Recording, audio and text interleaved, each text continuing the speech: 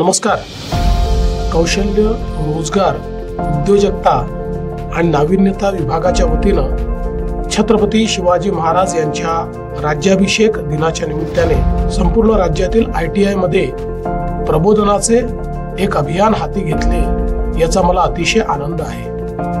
मंत्री मंगल प्रभात लोढा आणि विभागातील अधिकाऱ्यांचे मी यासाठी अभिनंदन करतो. छत्रपती शिवाजी महाराज हे आपल्या सर्वांसाठीच प्रेरणास्थान आहे. शासन प्रशासनापासून ते जलसंधारण पर्यावरणापर्यंत साऱ्याच विषयात त्यांनी केलेलं कार्य हे आजही शिकण्यासारखं आहे. 5 विषयांची निवड करून त्यावर नामवंत वक्त्यांची व्याख्याने राज्यभरातील ITI मध्ये आयोजित करण्याचा हा उपक्रम छत्रपती शिवाजी महाराजांच्या शिकवणीला अनुसरूनच आहे असे मी मानतो.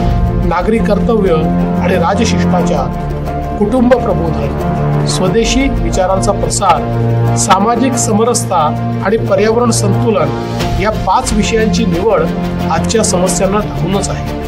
आज ऑपरेशन सिंदूरमुळे जगात आपल्या कर्तबगारीची छाप उमटली आहे. भारतीय सैन्य ही कामगिरी करत असताना राष्ट्राप्रती आपलेही उत्तरदायित्व आहे याचे भान आपल्याला प्रत्येकाला ठेवलेच पाहिजे. याच राष्ट्रीय दायित्वातून या उपक्रमाकडे पाहिले पाहिजे. विद्यार्थी दशेतच संस्कार होणे महत्त्वाचे असते.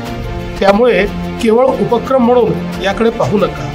तुमच्या पुढे जे मान्यवर वक्ते येतील त्यांचे विचार ऐकून घ्या आणि त्यातील किमान एक तरी विचार आपल्या जीवनात आचरण्याचा प्रयत्न करा.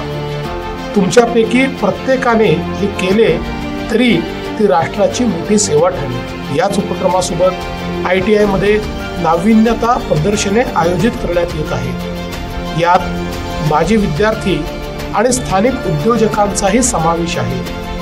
याचा विद्यार्थ्यांना मोठा लाभ होईल ही मला खात्री आहे. पुन्हा एकदा या उपक्रमाला खूप खूप शुभेच्छा. जय हिंद, जय महाराष्ट्र.